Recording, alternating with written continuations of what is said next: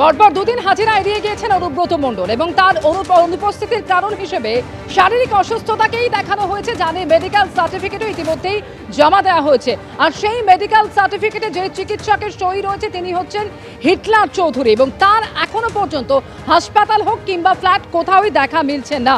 তার যে রামপুরহাটে ফ্ল্যাট রয়েছে সেখানে ঝুলছে তালা এবং তার প্রতিবেশীরা দাবি করছেন যে গতকাল সন্ধ্যের পর থেকে আর তার দেখা পাওয়া যায়নি। অনুব্রতকে 5 দিনের বেড রেস্টের পরামর্শ দিয়েছেন চিকিৎসক হিটলার চৌধুরী।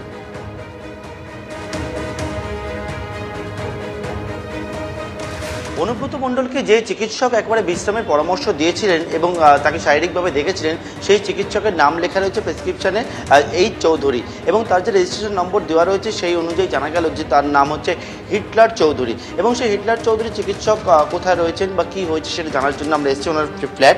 এটা হচ্ছে রামপুরহাট এবং রামপুরহাটের এই ফ্ল্যাটে এসেছি।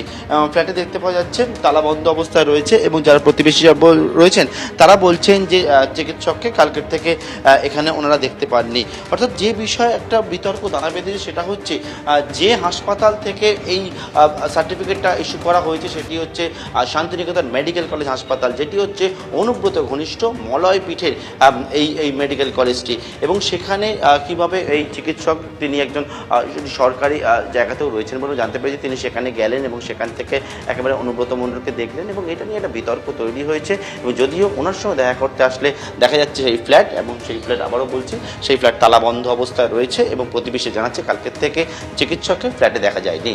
ক্যামেরায় অজয় দাসের সঙ্গে নান্টু পালো, পার্থপ্রতিম ঘোষ, এবিপি আনন্দ, বীরভূম, রামপুরহাট। ডাক্তারও জানি আমি, কিন্তু নাম বলতে পারবো। নাম বলতে গেলে আমাদের 3 নম্বর ফ্ল্যাটে আমাদের সেক্রেটারি যে পুরো ফ্ল্যাটটা, ওনাকে জানতে হবে। এটা ফ্ল্যাটটা ডাক্তার? হ্যাঁ, সন্ধ্যাবেলায় আমি যখন গেলাম তখন তালা মারাই ছিল।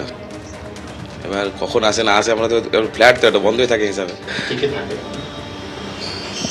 একজনকে আমি ডাক্তারবাবুকে মাঝে মাঝে দেখে আসতে বাস, আর তো কাউকে মানে দেখি না। এবার কখন কি আসে বোঝা মুশকিল, তো গেটে থাকে।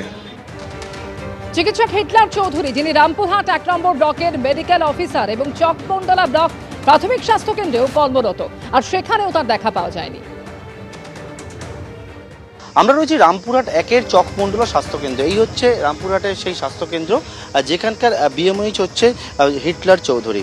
এবং এখানে এসেও দেখতে পাচ্ছি সেটা হচ্ছে ওনার গাড়ি বাইরে দাঁড়িয়ে রয়েছে, ওনার যে দপ্তর যে ঘর সেই ঘর সম্পূর্ণ ফাঁকা অবস্থায় রয়েছে। যারা কর্মীরা রয়েছেন তারা কেউ কেউ বলছেন যে বিএমএইচ আসেননি, কেউ কেউ বলছেন এসছিলেন কিন্তু চলে গিয়েছে। কিন্তু এখানে এসেও যে এই হিটলার চৌধুরী তার কোনোরকমভাবে কোনো খোঁজ পাওয়া গেল না। ক্যামেরায় অজয় দাসের সঙ্গে পার্থপ্রতিম ঘোষ, এবিপি আনন্দ, বীরভূম।